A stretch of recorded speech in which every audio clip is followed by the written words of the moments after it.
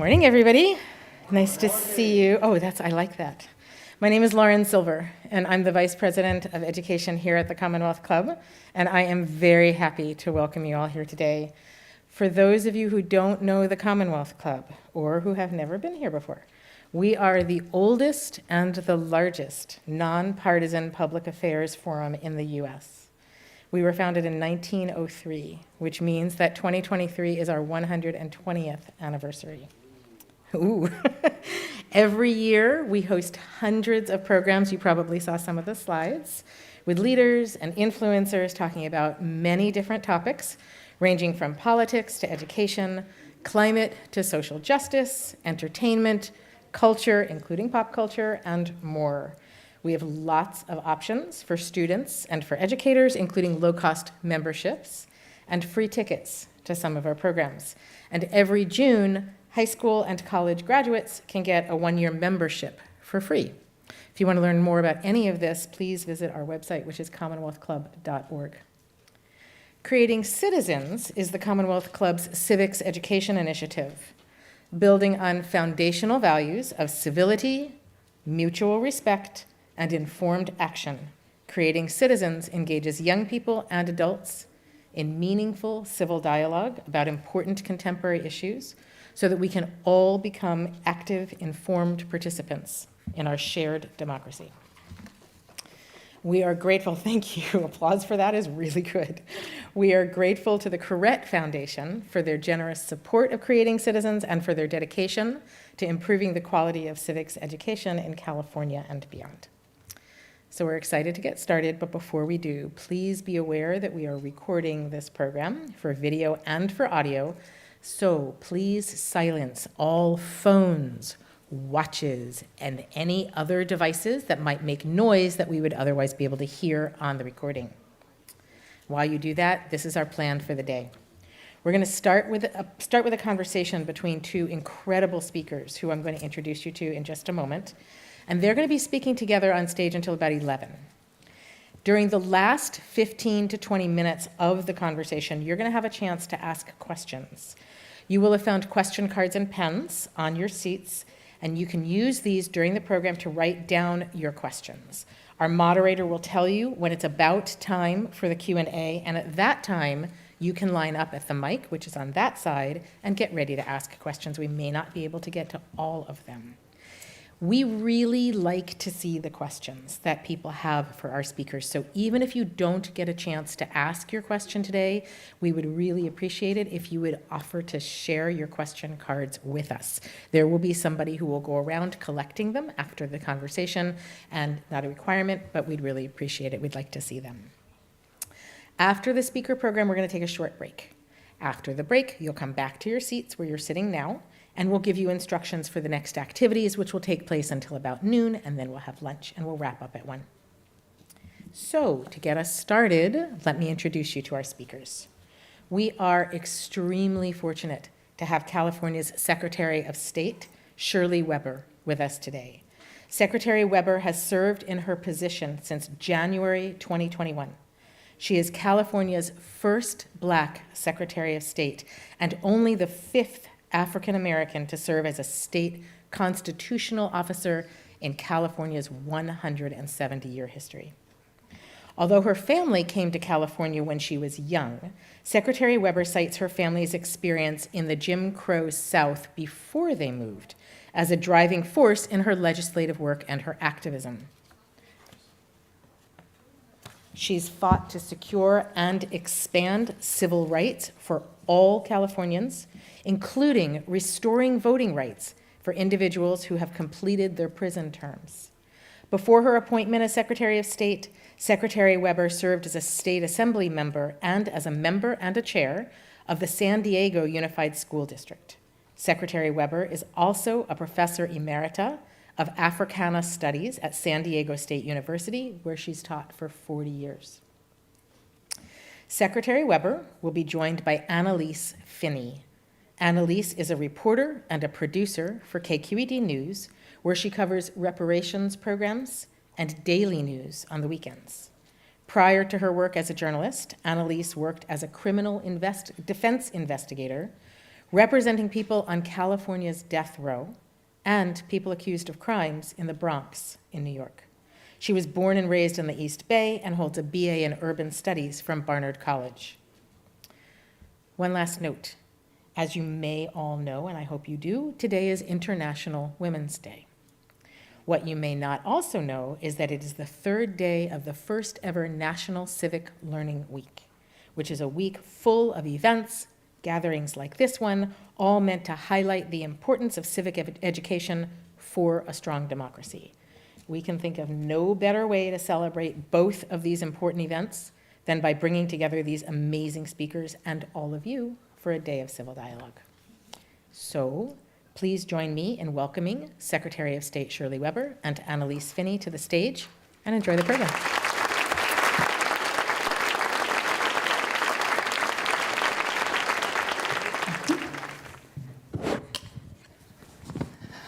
Good morning, everybody.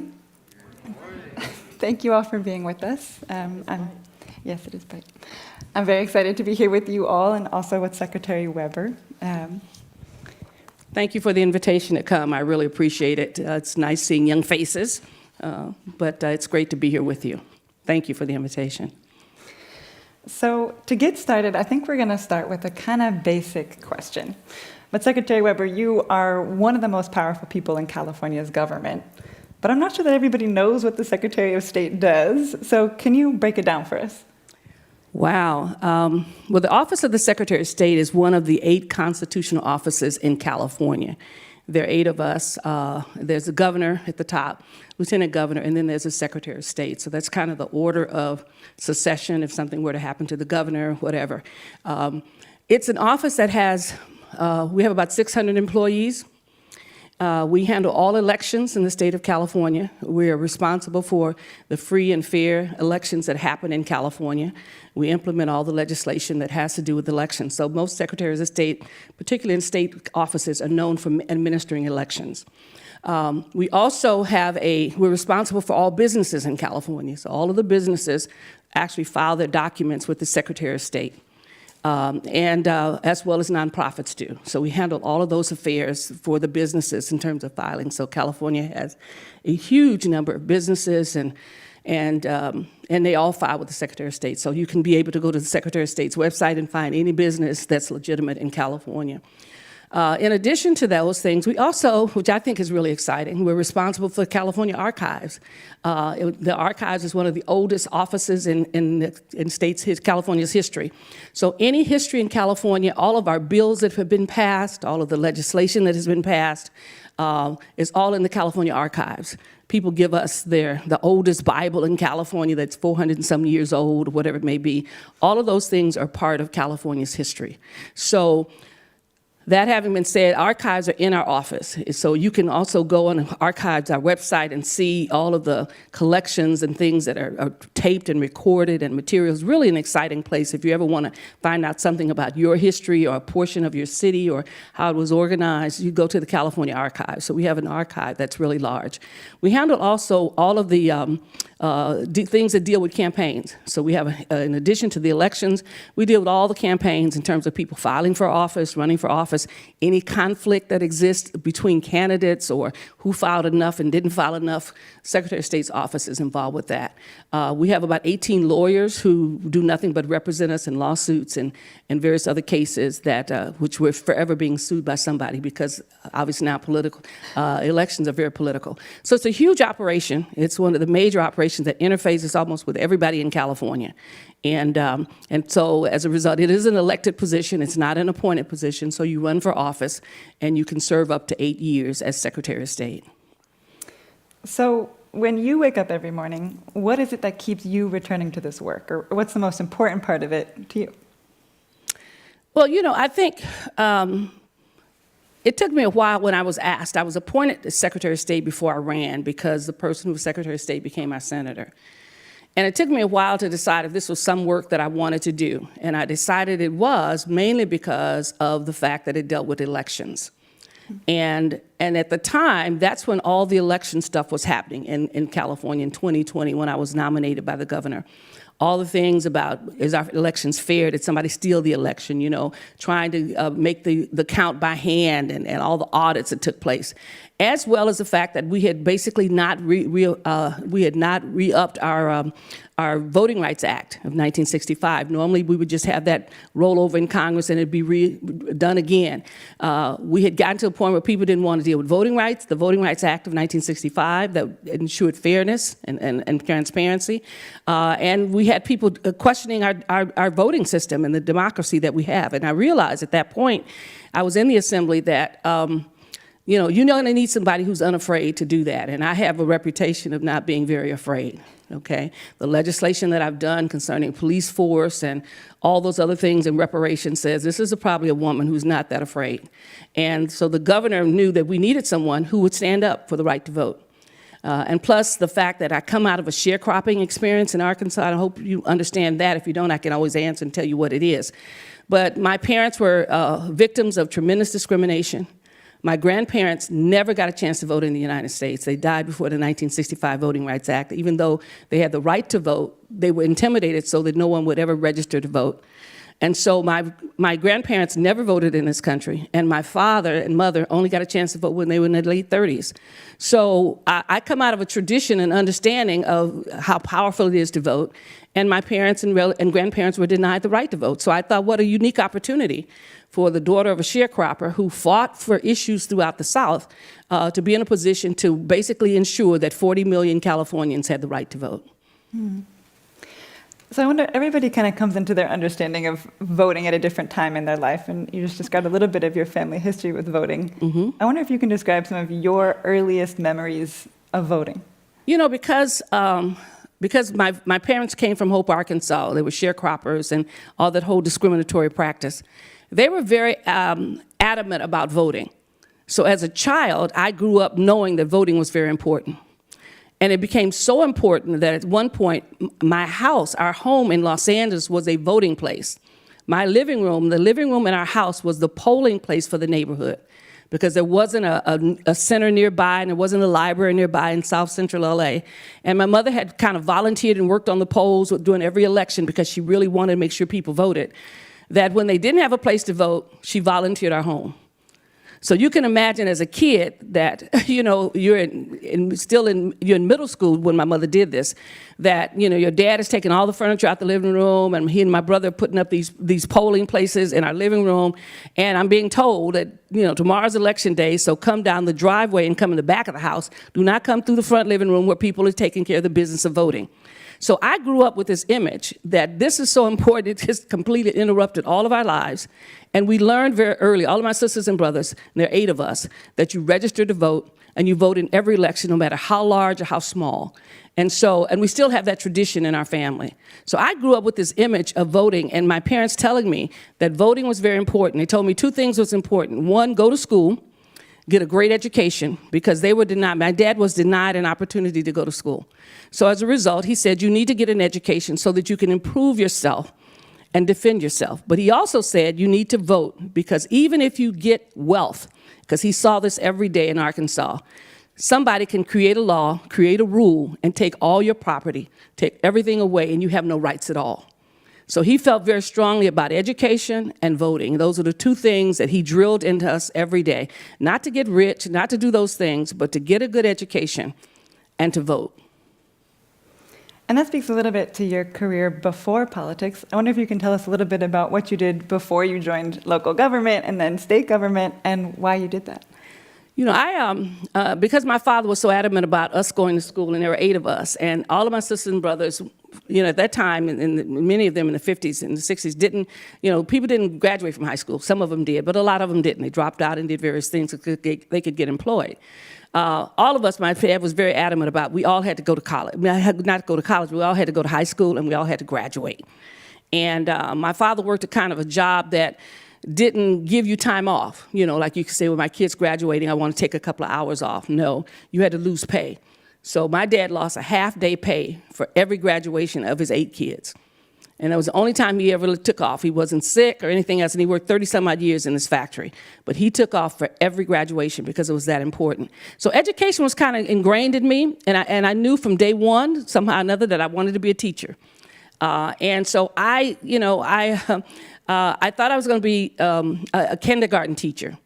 And I was adamant about that. And so I went to UCLA and became a university professor as a result of one of my mentors who nominated me to be a Woodrow Wilson Fellow. And Woodrow Wilson Fellows are people who become university professors.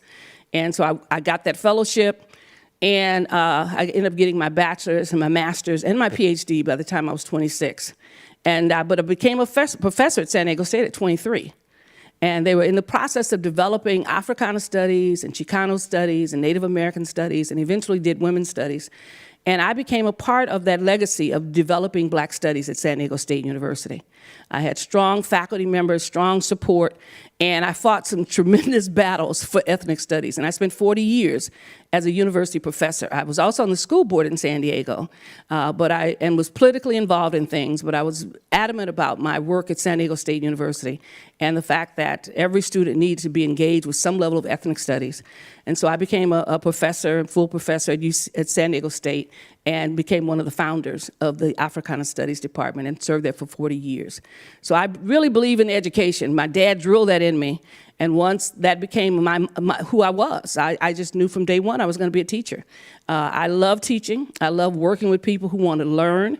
And I love seeing the light turn on in people's head, no matter how old or how young they are, when they come across new information and it changes their view of the world or helps them to understand who they are. That's an exciting experience for me, very exciting. There's nothing more exciting than watching a person learn and see the light turn on for them. So then how did you get started in politics? Because you had this whole career. You did 40 years in education. What brought you into the political world? Well, I think what got me into the political world was I was developing Africana studies. And that's a very political thing. You read about it here in San Francisco. The first Black Studies Department was at San Francisco State, and the protest and all those things that took place. Well, when you decide you're going to develop a whole new discipline that the university doesn't recognize or doesn't want to recognize, you are involved in a political battle. It's nice to be academic, but you're involved in a political battle, which meant that I had to basically engage in our larger community, make sure they understood, so that when we went to the Senate or anything like that, that we were basically organized and ready to basically demand the right of students to have this curriculum. So you become very political. You become very political because everybody in the city now knows you because you're at the university and you're fighting for this. And you have to engage the community because the university folks have already made up their mind what academic is, and they're not likely to change it without some pressure. And so I had to be very politically involved, very politically engaged, challenging the system, challenging the public school system, because we had students coming in to the university who knew nothing about ethnic studies. So I became very politically engaged. Didn't see it as being political, but I was fighting things at the school that weren't adequately educating kids of color. And eventually, when my friend who was on the school board decided not to run again, I got a call from community people saying, you got to run for school board. And I'm thinking, I got a job. I don't need to run for school board. And I didn't want to do it. I just felt I had other things to do. But it was interesting. They began to remind me, and be careful what you tell people, they began to remind me of the things I told them, that everybody's got to step up, everybody's got to serve, everybody's got to do this, do that, so forth and so on, to make a change. And they had decided that I was going to run. And I said, well, find somebody else. And they didn't. Months later, they called me and said, are you ready to go? I didn't say I was running. Well, we decided you're going to run. And we've already had this meeting, and we're doing this fundraising. And so I ended up being backed into the politics. And I said, well, I'm going to do this for 8 years, but I got to go back to the university because there are things I want to finish at the university. So I never stopped teaching at the university, but I was on the school board, and we did a lot of good things in terms of opening up opportunities for every kid to basically be engaged with valedictorians. We had magnet programs. We started having Tagala as a language. I was part of the movement to make Tagala one of the languages that folks could take to get into college because we had a large Filipino population. We did a lot of different things because we were getting a lot of immigrants coming in from Vietnam and all around. And so we basically had various kind of welcome programs for kids who were coming to have to orient them toward being in San Diego, being in the U.S. And so we did a lot of things. But in 8 years, like I told them, I'm going back to the university because I got things to do. But that's got me politically involved. And then once you get politically involved and people know that you're politically involved and that you can get things done, they never leave you alone, So I went back to the university, and despite all the things I did, when I finally retired after 40 years, they talked me into staying to run the program, but I had basically retired. It was at that point that Tony Atkins, a friend of mine, called me and said, "We need you to run for the state assembly." And I'm like, I'm supposed to be building a house up in West Africa, in Jashi. So how does this match up with what my goals are? And I felt bad because I knew that so much had happened to the universities. And I was chair of a department, and I saw the legislature kind of chipping away at the university and charging students more money than they should have, trying to somehow or another reduce the quality of programming for young people, and those kinds of things. And so as a result, I felt guilty. I said, I got to go. I'll do the legislature. I said, for 6 years, I'm going to do it because I know what needs to happen at the university for young people, and I want to fight that. I didn't know that when I said I would run, that the state was changing the laws from 6 years to 12, okay? So after I got there thinking I had 6 years and I was going to go to Jashi and build this house up in the mountains, all of a sudden I'm faced 12 years, can I do 12 years? And I thought, whoa, but it was a good 12 years. We did a lot of things for the university. I made it impossible for them to raise fees on students without student consent. We got ethnic studies passed for every campus that's there. And we dealt with a lot of issues of underachievement with kids. And so we did all that as well as a lot of the other stuff that dealt with police force, reparations, unlawful stops of individuals. I was just telling them I wrote a number of bills to help folks who had been incarcerated unfairly, who had been found to be innocent, to get resources when they get out. You would think there'd be something for them, but there wasn't. There wasn't not a penny, no money given to them after being 25 years in prison. And you're found to be innocent, and there is no compensation. You have to go to court and sue, and it takes forever. So I did all those things, and I was really happy about that in the reparations bill and things like that. So I figured, well, I had already done close to 8 years. I was done 8 years. And I figured I had 4 more to go, and I lived with my commitment. And I got a call from the governor's office asking me to be Secretary of State. So once again, my house in Jashi's on hold. I hope to go there this year and check out the spot. But it was one of these challenges once again that I thought, it'll be a good challenge. And I don't mind giving the service. But I kept getting back into the political world because I was in the political world fighting for things, but never seeing myself as a politician. Always fighting for what folks needed, and I wasn't unafraid to do so, because, there wasn't a whole lot people could do to me at that point.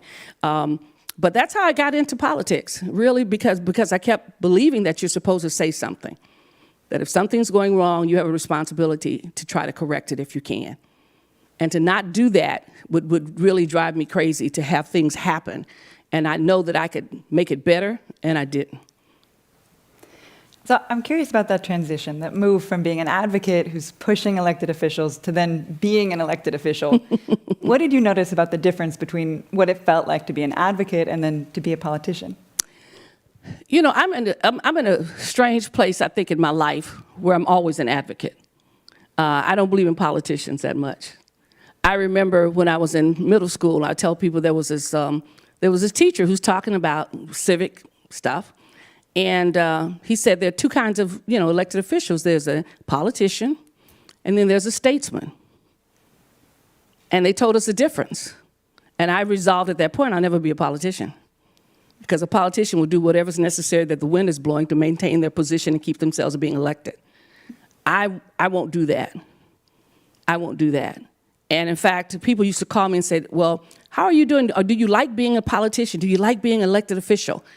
And I always tell people, they say, do you just love it?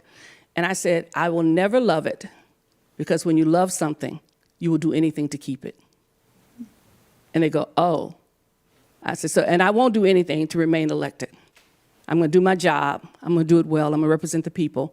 But I'm always going to speak out. I'm not going to be afraid. And I'm not going to betray the trust. And we can see now that people will do anything to stay in office. And I won't do that. So I imagine that in your work, especially having strong stances, you frequently find yourself running into people who don't agree with what you want to see happen. What has your career taught you about how to work with people who are not on the same page as you? Well, you know, being an educator, you always believe that education and information is the answer to people who have an honest heart. If they don't have an honest heart, there's not a whole lot you can do with them, too much. But people who have an honest heart, you can deal with them. And one of the things I learned, not so much in being a politician, but at the university, because the university is a very political place. You know, for those who don't think it's political, you'll be upset because it is very political. Who gets this, who gets that, who's in charge? All those things are very, very political at universities. And so I learned a lot being at the university because I was, keep in mind, for 30 of the years that I was there, I was fighting to establish this department. Okay, and we established it after the first year, but then you have to keep doing things to justify this and to justify that and to make sure you've got the right people and all these kinds of things. And so I learned at the university how to negotiate. I learned how to listen carefully at the university and make sure that I could answer all the questions that were going to be asked. I also watched the inconsistency of the university. I was on the academic senate. I served on every committee that the university had, whether it's at the university, at the main level, or whether it's at dean's level, or whatever it was. I served on every committee, which means I saw firsthand the wishy-washy attitude of people. Okay, I saw people tell me today that the sky is blue, and then tomorrow tell me, well, it really is red. You were just standing in the wrong spot when you looked. I have seen it all. And the good thing is that it equipped me to deal with it all and to learn how to listen to what people say and see what they do.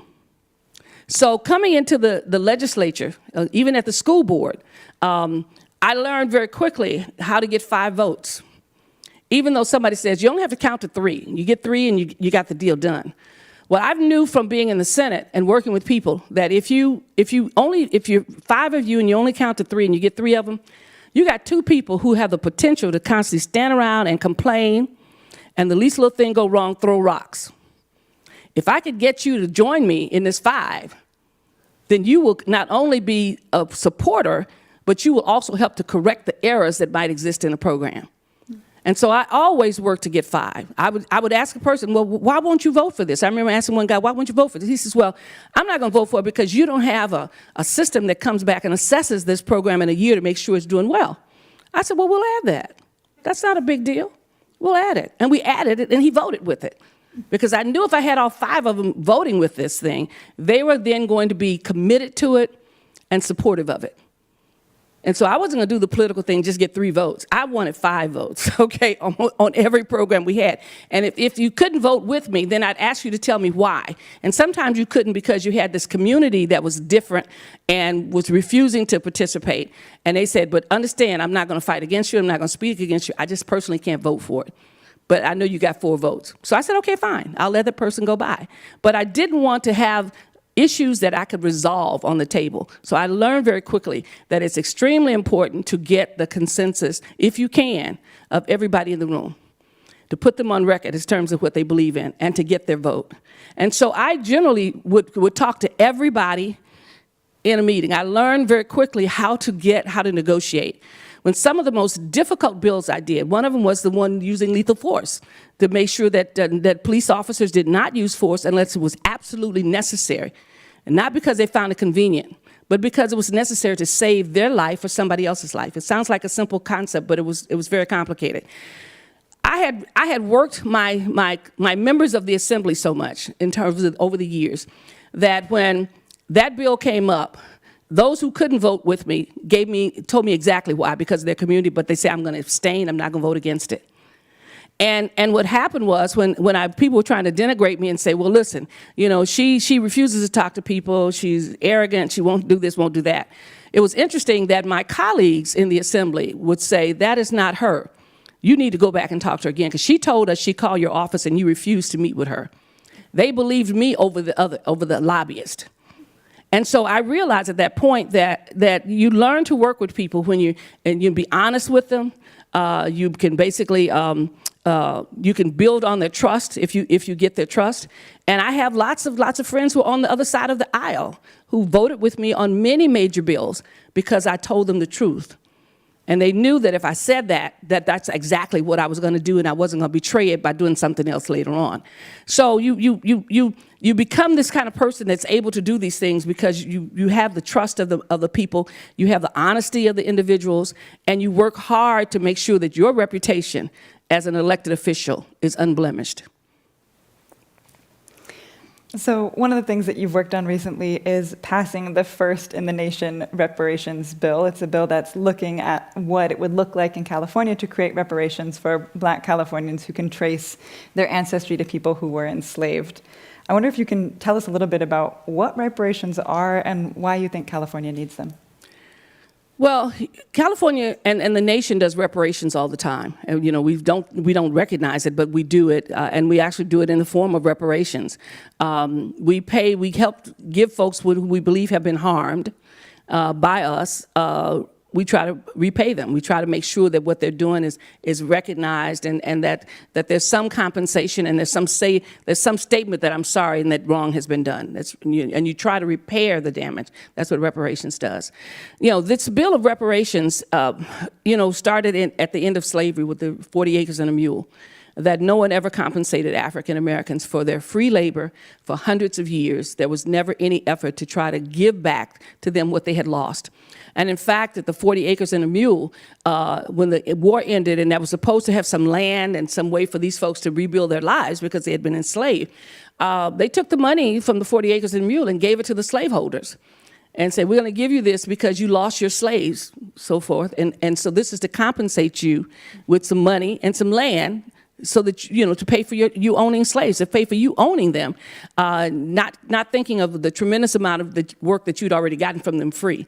So anyway, this whole issue of reparations, where we've done it with the Jewish community, we've done it with other groups where people have been compensated with the Asian community for have their property taken during World War II. We're accustomed to doing reparations, but no one has ever really felt that they had to do reparations for African Americans. And what happened was, for the last 40 years, Congress has been putting forth a reparations bill and could not get it passed. The last one we did a resolution at the Assembly, at the state level, saying we support this. But what good does that do? It's not going to get out. So after doing a number of things, I decided that California should do reparations. So I authored a bill, and it got passed out of the Assembly and signed by the governor the same year. Since then, a task force has been formed to basically ask the question, what damage was done? What policies in California had a devastating effect upon those who came here, who had been, and did California have slaves? We did. Did California participate in slavery? Yes. Is there any economics that we see in terms of redlining, in terms of insurance policies? All those things help to build California on the back of African Americans and those who had been enslaved in the state. So we formed the task force, and it's the first one in the nation to actually be formed by and supported by the governor. They're having hearings right now. I guess the first report will be out at the end of June, to have California look at its policies towards African Americans since its inception as a state over 170, 180 years. And ask the question, what was our level of participation? What harm did we produce? And how do we then get involved to change that harm? How do we change the direction of the harm that has been done? So we're looking forward to it. People across the nation, of course, are talking about the bill. Some cities have formed reparations task force in their cities. San Diego has a reparations task force in their foundation because they realize that they need to help people own homes because homes are their wealth, and African Americans are almost at a -0 in terms of wealth in this nation. So I just thought, well, if California can do everything else, it can do reparations. And thus far, we've had some great hearings. I hope some of you take advantage of some of the hearings, as well as go and look at some of the things on our archives, some of the filmed hearings that are there, as well as some of the documents that they're generating. Yeah. So we've got just a few minutes left, so I'm going to ask one more question. But for people in the audience, if you guys have questions you'd like to ask Secretary Weber, you can go ahead and start writing those questions down, getting them ready, and lining up at the mics. But as you all do that, I'm going to ask this final question. Mm-hmm.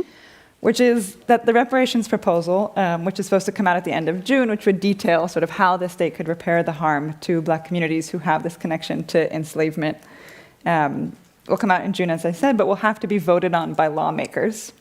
And voting for lawmakers who align with our beliefs is one of the main ways we can ensure that our laws reflect our values. For people who can't quite vote yet, what are ways to still be involved in making sure your community and your elected officials are representing your values and fighting for change when they don't? Well, there are a couple of things we're trying to get young people to do. One, we hope all of you are pre-registered to vote, so when you turn 18, you're ready. If you haven't pre-registered, we need to do that for you. My staff, we go to a lot of high schools to make sure students understand that. Some of you will work on the polls.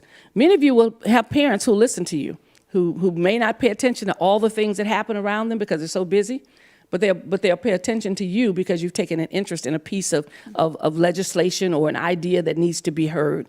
I encourage you to really be extremely informed because, as you probably know, there's so much information out there now that is, some of it is misinformation, misdirections, a little bit of it is good, but it's extremely important that you pay attention and that you really listen to various ideas, read the material, attend things, interesting, most things now online.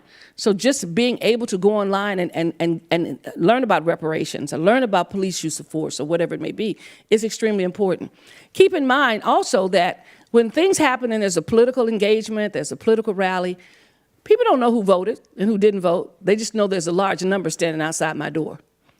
And I tell students all the time, they have no idea how old you are, how young you are, whatever it may be. But if there's a rally occurring that you believe in and you have permission to attend, you should lend your body because that's what you're doing. Politicians actually look out the door and the window and see how many people are there.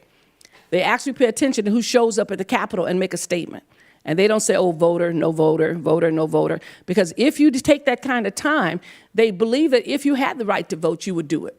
If you have the potential to vote, you will do it. Because why? Because that's one of the highest levels of engagement. Not just only voting, but also living out or working on issues that are extremely important. You know, work with your elected official. You have elected officials in the city that are great. Work with them. You know, meet with them. Let them know that you have a concern. Volunteer to be an intern in their office. Those kinds of things are extremely important. And it says that you are willing to learn and to understand what's going on. So I really encourage you to be involved. You can be involved at any level. You can phone bank. You know, you can call people to ask them to vote for individuals. You can meet with your elected official. And if we had at the Capitol the other week, I don't know how many, a couple of 600 or 700 K through 12, really K through 7 kids who are advocating for resources for and they all got a chance to testify. So they ended up with hours of testimony because these young people had issues and they wanted the state to respond to it. Don't ever believe that you're insignificant because when you do, you become insignificant. All right. If we can give it a hand to Secretary Weber. And if you have questions, feel free to hop up to the mic right there. My name is Jeremy. So you spoke briefly about you have a distrust and a dislike of politicians. No, I didn't say I have that. Oh, I meant, no, I'm sorry. And in my own experience, I don't like you mentioned the difference between a politician and a statesman, and I agree wholeheartedly with that. So do you believe there's a disconnect between officials and younger people such as myself and my classmates here? And if you do, then why is that? And is there something that can be done to help make that better? Sure. I strongly recommend, because this is your life and your fate, that you make yourself visible and make yourself heard. Most politicians and statespersons will listen to you. I'm amazed when I go into different elected officials' offices that there are people there, young people, who want to work, who want to be involved. I've had, I don't know how many young people in my office in Sacramento when I was in the Assembly. And I have some in my office now as Secretary of State who wanted to volunteer. Eventually they become paid interns or whatever it may be. But they wanted to be involved. And when they got involved, we involved them in everything. Legislation, going to committee hearings, helping us at the last night of the legislature, which is always chaos and crazy. But young people like to come and be a part of that. I don't know an elected official who wouldn't welcome you into that environment. because they want you to learn. They want you to be involved. And, even if you're a politician and not a statesman, it looks good to have young people with you, when you're going to various places, because that says that you're talking to me, you're telling me things. And my staff is, some of them, Denise was once an intern in my office when she was a student. Now she's big time in Sacramento, running programs and things for me, and has been with me for a number of years. I mean, I've had lots of students who are in my office all the time. I was at the White House Fellows lecturing 2 weeks ago because one of the volunteers in my office is now a White House Fellow and insisted that I come to the White House to basically talk to the fellows. So you make yourself heard. I think what happens is that young people are so busy doing their thing, which is okay at times, that they don't realize the fact that they have the opportunity to participate. The mayor of San Diego, Todd Gloria, started off as a volunteer in Susan Davis's office. And he was 16 years old, and he liked it. And so she allowed him to come and work on everything she had, and he went to UCSD and got politically involved. But people are happy to see people who are involved, who not only just want to be there, but who are willing to put their time and energy into it, because it's a lot of work. So don't think that they don't want to hear you, whether they're the politician or the statesperson or whatever. They want you there. And when you go in the Capitol, if you go to the Capitol here, if you go to the Capitol in D.C., you will see an enormous number of young people. I met with Pelosi a couple of years ago, and there were so many young people running around her office. It was unbelievable. And now one of my friend's daughters, who was one of those young folks running around, is now in Germany negotiating all kinds of things on behalf of the United States. So it's really, it's yours for the taking. Don't ever believe that you're insignificant. It's yours for the taking. You just have to search yourself to do that. The Secretary of State's office has, I think we have probably 100 interns or something that work at the Secretary of State's office. And they're all paid interns. And some of them work with us their whole undergraduate career in college. We're always happy to have them, because you bring new ideas and good energy into an office. Thank you. Mm-hmm.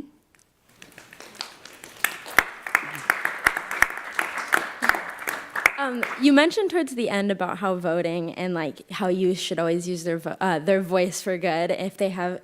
What do you think is the best way to garner attention? Because I feel like a lot of youth feel like they go unheard, or they believe that if they feel nervous to speak out because they feel like their voice may go unheard. And what do you think? What do you say to that? Well, you should never believe that your voice goes unheard, especially if you're using it. Okay? If you don't use it, yeah, it has gone unheard because you've never said anything.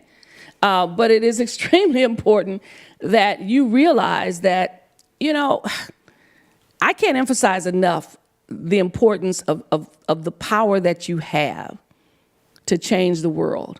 And this is an opportune time. I mean, and I say that not because of the outside environment, it's because of where you are in your life. You don't have a house, you don't have kids, you don't have a mortgage, you don't have any of these things. I was told when I was a teenager, this is your time to be speaking out, thinking about things, getting engaged. Why? Because you don't have all these burdens on you. You don't have to worry about, well, if I say something wrong, I'll lose my job, and then I can't pay my mortgage, and my wife will leave me. I mean, you don't have any of that stuff. None of that stuff you shouldn't have at this point, So you should be unafraid to lift your voice, to get the information, to ask questions. And even if you don't know the outcome of all of that, it is important to do it, because the first time you do it is scary. But like anything else, the more you do it, the more people respect you, and the more you can do it, the more you can do it even more often, because you're no longer afraid. You're not going to be abused and confronted by individuals. If you do, the people will look down on them more than on you. Your elected officials are lucky and happy to hear your voice. Most folks don't have time, but if you want to be engaged, get engaged. It's real simple. Call their office, call their campaign office. Once you get kind of hooked into it, you'll realize how easy it is, and you'll always want to be engaged.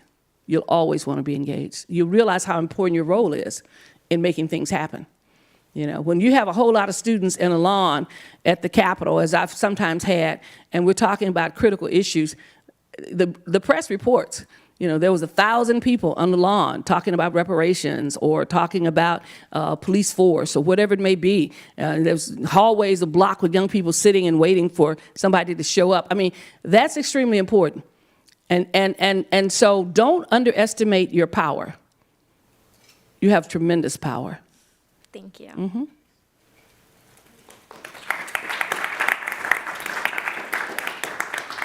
I just had a question about homelessness, and it wasn't really talked about in this chat, but California already has plans to reduce, or they promised to reduce the amount of visible homelessness by about 2% in the years 2020 to 2024.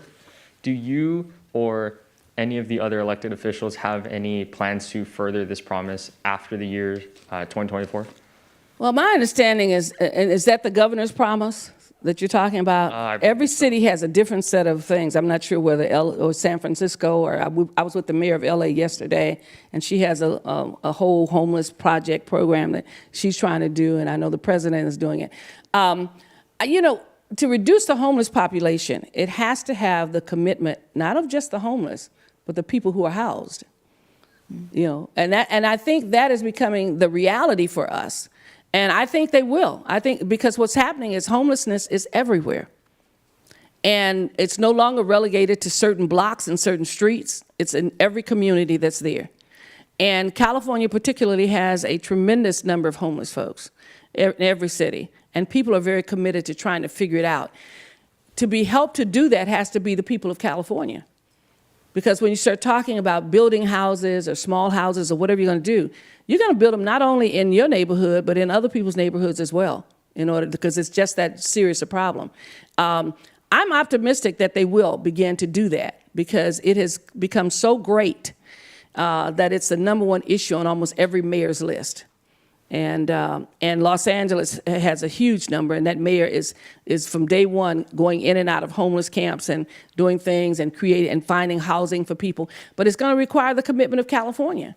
You know, when I was in Australia a couple of years ago, and I was walking, we were there dealing with issues of water and what have you, and drought. I was in Sydney, and I didn't see a lot of homeless folks. I didn't see anybody on the street. I didn't see any of that. And I asked the woman who was with us, she was a part of the parliament and some others, and I said, where's your homeless population? And she said, we once had a homeless population. She said, but we decided, the people of Australia, decided that homelessness was an affront to our humanity. She said, every time I saw a homeless person, I felt less of a person myself. She said, and we decided that we were going to eliminate homelessness. So that every project of any construction in Sydney had some small houses and homeless places for people to live and resources and services to help them stay housed. When we decide that we're tired of the homeless population, tired of folks not having what they need, basic thing like being in a house or shelter, we'll solve the problem. But we all have to decide that this is an affront to our humanity. Thank you. Mm-hmm. May I first thank the Honorable Ms. Weber for coming here. Thank you. You're welcome. I agree with your father on education and voting, but one of our honorable member of our class has already addressed the problem of voting. Mm-hmm. So I would like to ask a question regarding to education. So I would like to start with a quote. So, the sweet and the most inoffensive path of life is led through science and learning, and whoever removes the obstructions thereof ought so far to be esteemed as the benefactor of mankind, by David Hume, 1748, in an excerpt of Education Theory.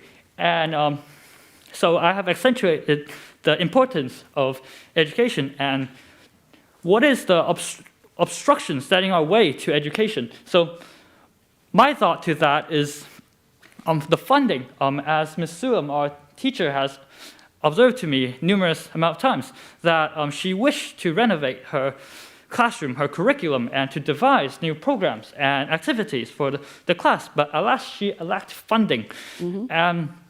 So how do we address this problem, and will you be the benefactor of mankind? Big question. Good question, good question. You know, I find I've spent, I don't know how many years in the legislature fighting for a quality education for every kid in California. And I'm still doing that on various levels. It is sad to me that California is a powerhouse for education. It is a powerhouse in its community colleges, in its Cal State University, at its UCs, and at the private institutions in California. There is no rival to California's prowess in this area. You know, we have that ability. We are, however, failing in K-12. And that to me is tragic, because how could you have such a huge educational, post-secondary educational system and not have a better delivery of education at the K-12 level? It is shameful. It is shameful. I fought many battles dealing with the issue of performance, accountability, quality education for every kid in California. The obstacle lies in the adults. It lies in the adults. I can remember many meetings in the education committee when I said, I am tired of talking about old people. I want to talk about kids. I'm going to talk about what we need to give them. You see, I can't, you know, and when I was on school board, I used to say, I'm not an employment agency. I employ a lot of people. But my real purpose is quality education. That's what I am as a school board member. So I can talk about adult things like teachers don't like to do this and teachers don't want to be here and don't want to be there. But the objective has to be the student, not the teacher. Teachers are powerful and important. And they have to recognize their power to give to kids the knowledge that they need. We can give all the money, and we have done that in California. Even in the crisis, we've been increasing the budget by several billions of dollars. The question is, where's the money going? Is it going in the classroom? Is it being driven to us to help teachers become more effective and efficient in the delivery of information to kids? Probably not, from what I've seen. And so we have somehow or another lost sight of our real goal and objective, which is to educate our kids. And we should evaluate the effectiveness of our schools and our system based on that. And we don't. And so I've been in numerous battles, probably if you look at some of the videos from the legislature, demanding a quality education for every kid. Because I know that it is the key to lift kids out of poverty. I'm a benefactor of that.